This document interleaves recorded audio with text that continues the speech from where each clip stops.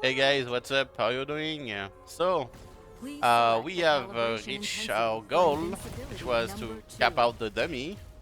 So we do cap the dummy, and we are very happy with it, right? It was the goal. Cap the dummy, get the 5 trillion, and yeah, that's it. I done that, and now I also killed 19, and 19 is hard cap for minion build. If you look at it, 19 and not a lot of people. I'm number 6. We are 6 to have killed it so far in EU, at least. And there is a very good reason for that. So yeah, if you were interested by that, you can skip to the part of the video about it. I'm explaining how I killed it, the tricks I've used. There's 2 tricks to get it. And if you're wondering how many attempts I did, if you watch the last video in the intro, you're gonna see how many deaths I had, and you can see now how many deaths I have. So I've not done a single map. All I did was try to kill this boss. And this boss is anti-minion build. Absolutely anti-minion build. And you're gonna see why. So now about the build itself. So for the crafted gear first, well, nothing changed compared to the previous build. All I did was get some tier 0 in, get more and more of the tier 0. The ultimate tier 0 here is absolutely insane. It's the best mod I have right now. But that's about it. Everything is about getting to tier 0 now. And as you can see, I didn't do a great job of it. I just hate doing that part of the build. It feels like I grind for nothing. I just farm for a day, get like 5-6k fee, and then I get to upgrade maybe 1 or 2 if I'm lucky, and it just feels so bad. I'm just so unlucky with T0 that it just disgusts me of the game. That's the point where I just quit the league every time. It feels like grinding for nothing. Absolutely disgusting. So yeah, once you get everything to tier 0, then you're a happy camper. What you want to do, though, if you want to go a step further, is take your cane and change tower sequence for Severed Wrist. This is will give you like 95% more damage or 90% more damage. Absolutely insane damage. It's just gonna cost you 1.5k per click, and you need like 20 click to make it. So, you know, if you're that kind of person, go for it. It's gonna give you absolute insane DPS. So let's talk a little bit about the belt, because the belt has a lot of damage for us, but it requires you increase your maximum stack of focus blessing and also find a way to generate this focus blessing efficiently. So let me show you the different way you can get +1. So you can get it on your rings and on your weapon as a base. So you can get some base with +1 max focus blessing. You can also get it as a dream, will gonna give you +1 focus blessing. And it's the same thing for your rings or your weapon. It's exactly the same. So you can get +1, +2, up to +7 basically if you max out focus blessing on rings and weapon. That's one way of doing it. You can also get it from blending. If you want to sacrifice a core tenant slot, you can get it for cheap if you use the +1 max focus blessing on your belt. Now that's how you can get it from your gear, but you can also get it from your slate, which is what I did. You can get it from 2 mods. The first one is just raw max focus blessing, and the second one is max focus blessing with regen mana. And they both have the max divinity effect of 1, which means you can only get 1 of these. So you can only get +2 from your slates. If you have a belt with a corruption that requires you to have 7 stacks, then you're gonna choose where you get your last +1 from rings or weapon, dream or base. So that's it for the choices on how to get your focus blessings. Now how do you generate them? Well, there is 2 ways of doing it. If I look at the ranking, I'm pretty sure I'm gonna find someone that tech. Let's God Gamer is using this candle with +15% chance to gain 1 stack of any blessing when you trigger a skill. Now this with only one trigger skill is very bad. I tried it, and if you only have one skill with a wind rhythm, it's very bad. It takes a while to get your full charges, and it also gonna make you lose your stacks. So you wanna basically have a lot of trigger, and that's why he has 3 different trigger. Yes, 3 different trigger to make sure get all his charges maxed out, right? So that's about it. That's the first way of doing it. The upside of this is that you can have every stacks maxed out, including tenacity, which is a layer of defense for you. The agility does nothing because it doesn't apply to your minion, but the tenacity applies to you, even when you are on minion form. So it's tenacity is a good thing. The way I do it though is to just generate focus blessing, and I generate it by doing nothing. Summon Green Phantom is a self-casting minion that casts itself every second, so I don't have to do anything. Ends off, and if you look at my stacks of Focus Blessing, it's just gonna cap itself in 6 seconds, and it's gonna stay capped for the rest of the game. So yeah, that's how I solved my issue for the belt, and then I can get the Mighty Guard enchant on it. Okay, so we also had a little bit of change on the Pact Spirit side. First, I replaced some increased damage with crit damage, which is a little bit better, right? So I put these 2 here and 1 here.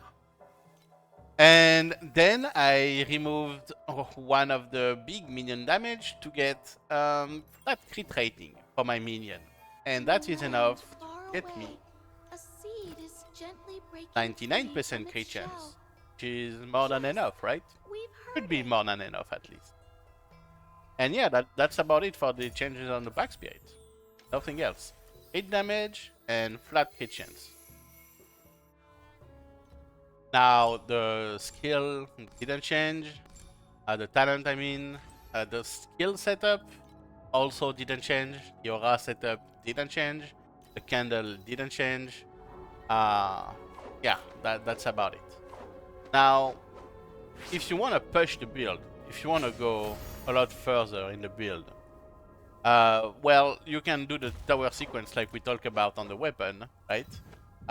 What I would do if I wanted to completely min-max the build is obviously get everything to tier 0, change the corruption on the helmet to get additional damage for every growth, change the corruption on the glove to get more additional damage per minion. It's a very good corruption that could get me about, what, 60% more damage if I get the corruption, right? It's just not very cheap. It's 70% more damage almost. Incredible. Yeah, it's just you have to spend a little bit of money, right? But I could get that. I would keep the chest no matter what. What I want to do though is change that so that I don't think there's gonna be any one for sale. Yeah, I would just change the corruption and try to make it myself and get this as close as possible to 60% life regen, because the downtime on reconjuring then get very short and you keep your damage that way. Get the armor for your pet and yourself. The armor gives you a lot of damage mitigation. We are using steadfast. So yeah, that's about it for the gear, on what I would change on the gear. The second change I would get, no sorry, there's one more thing. I would remove this additional erosion penetration and get the corruption on the dream on the amulet. Get the corruption on hit with the amulet.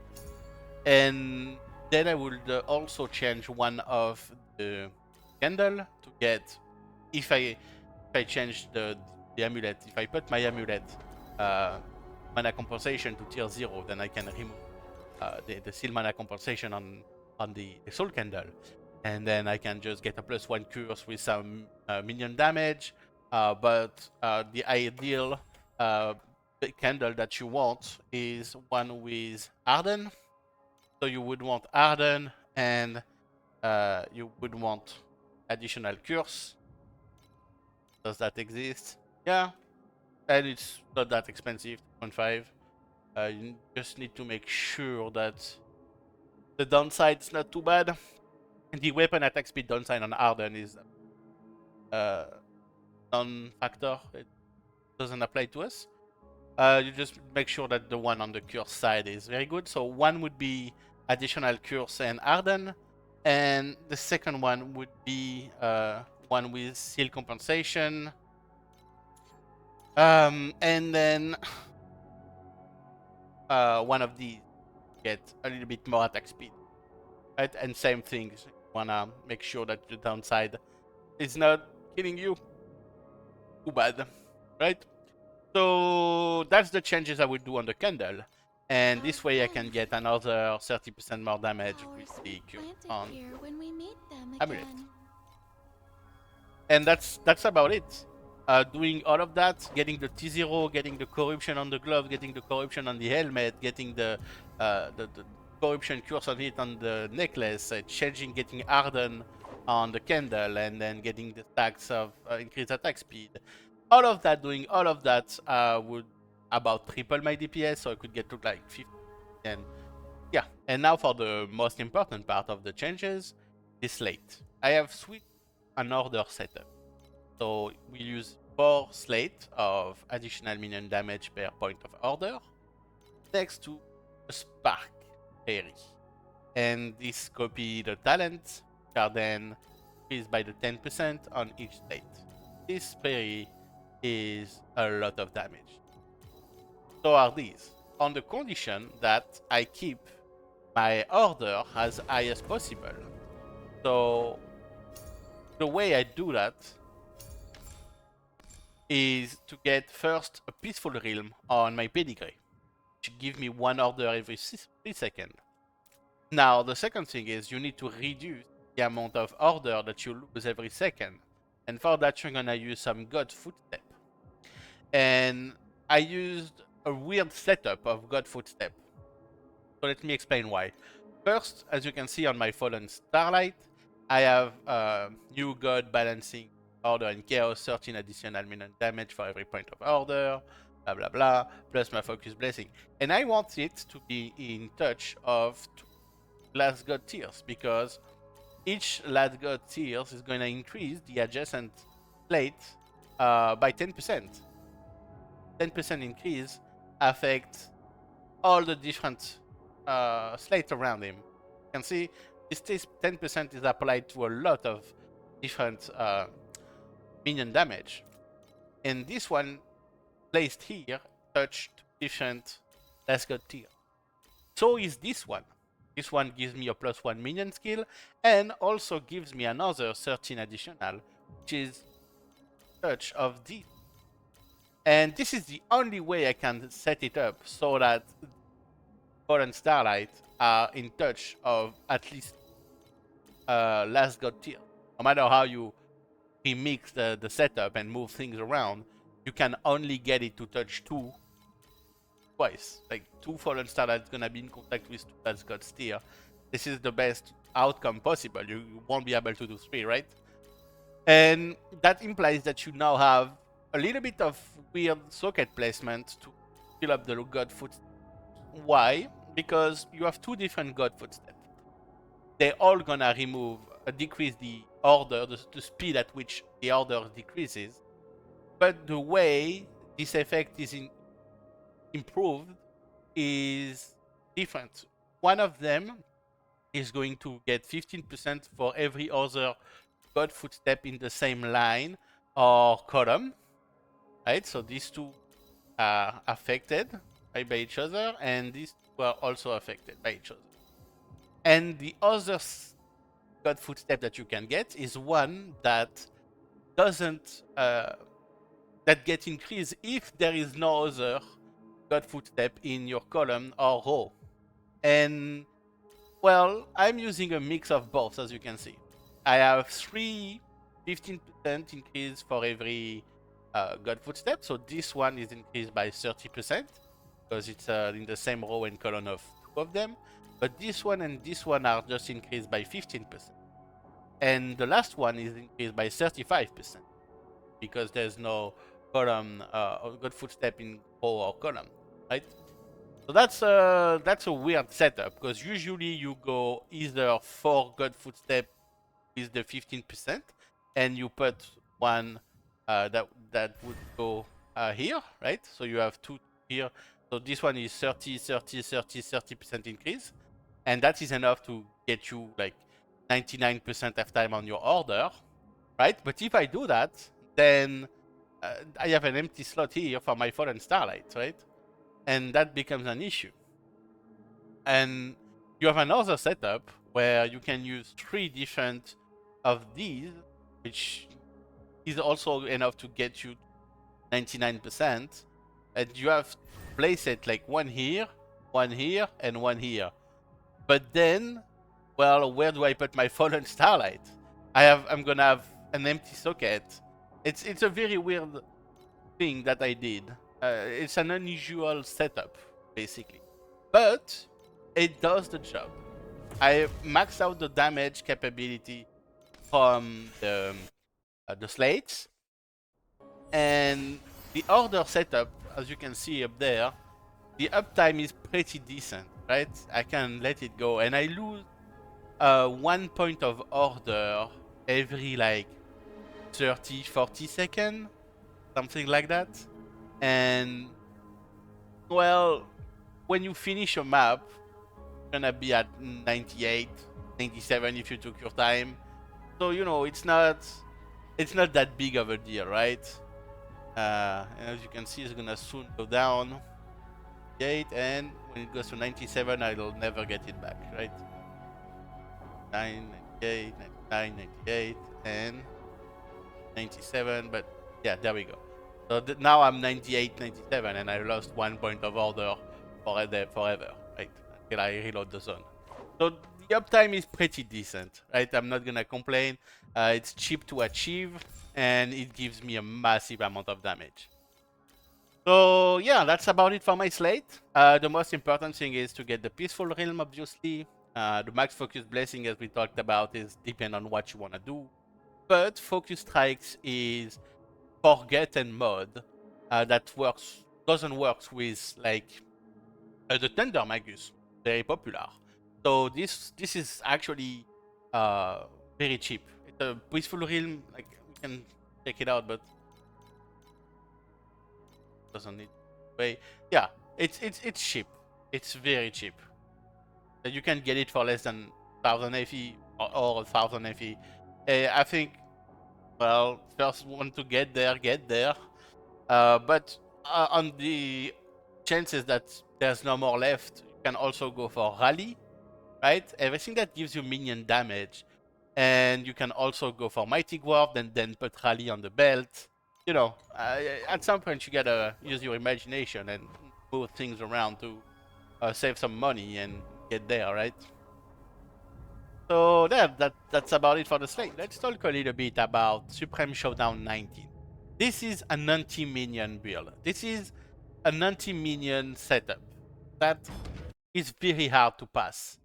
And let me explain why. So if you know that boss a little bit, you know that at some point, the boss is going to have an immunity phase where she's going to require you to kill that minion right there and get inside this immunity circle. But as you saw, it's already dead because my minion killed it. The moment she teleports, the minion loses its target and goes to the next target, which is these sentinel, let's call them sentinel.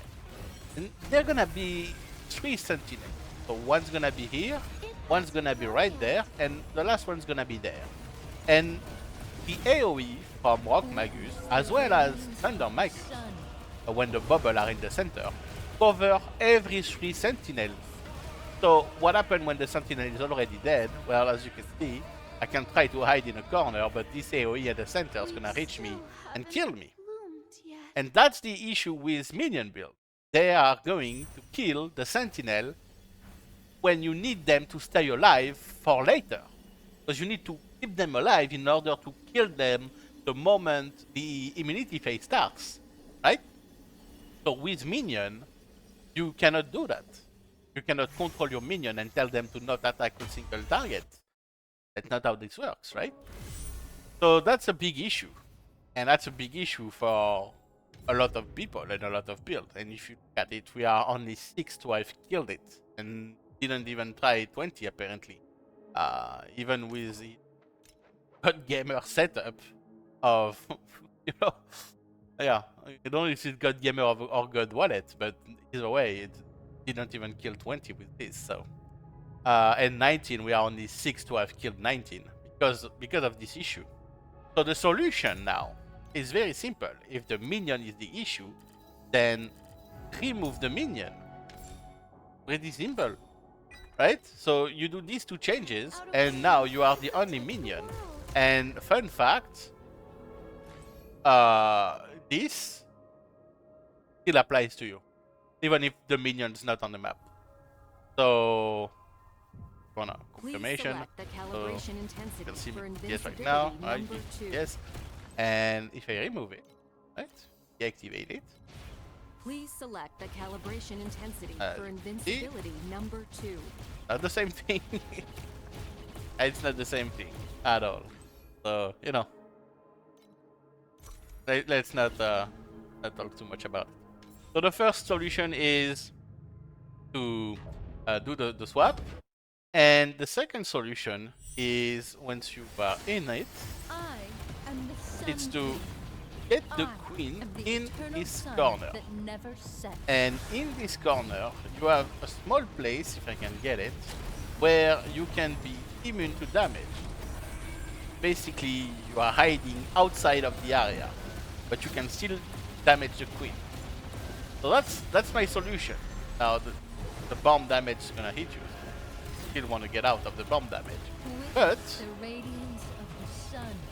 stay in your corner, and you can see you bypass it, and now you can kill the sentinel at the right time and get through that immunity phase. And as soon as the immunity phase is down, you go back to your corner. This corner is your best friend. So that's about it. Yeah, stay in it, and you hope that you are at the right place, and you just keep DPSing. So you cheese it basically. That's what I found out. That I discovered this after thousands of deaths. I mean it, 1,000. If you look at the last video, I was at 2k deaths. I'm at 3.5 now, and I didn't run a single map. So, you know, a lot of try to figure out that this is the glitch. Discovered this. I was so happy, and I killed the boss, and I run with it. And if they patch this corner, then I don't know how minion build can do it, honestly. Yeah, so that's about it. I'm gonna leave you with some gameplay, and I hope you guys have fun. I'm done with the league. I'm gonna go play some Titan Quest 2. Big kiss from friends, and see you guys in the next video.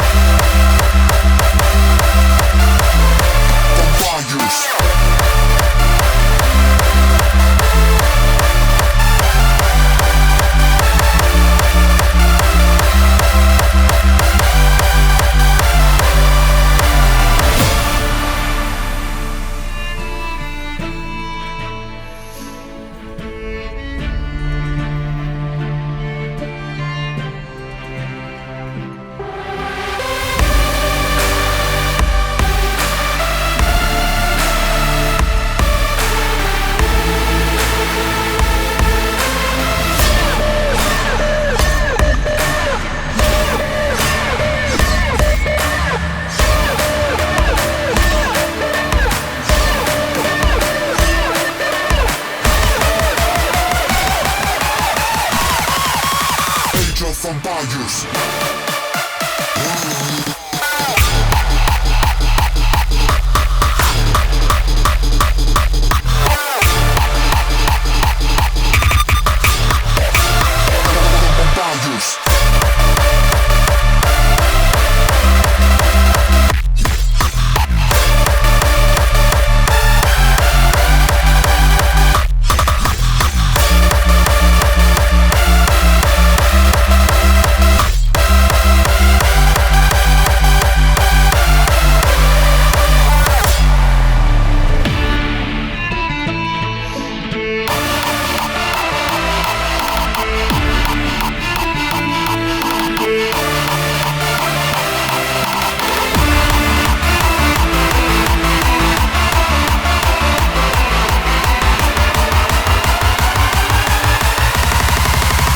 Angel from Bayous.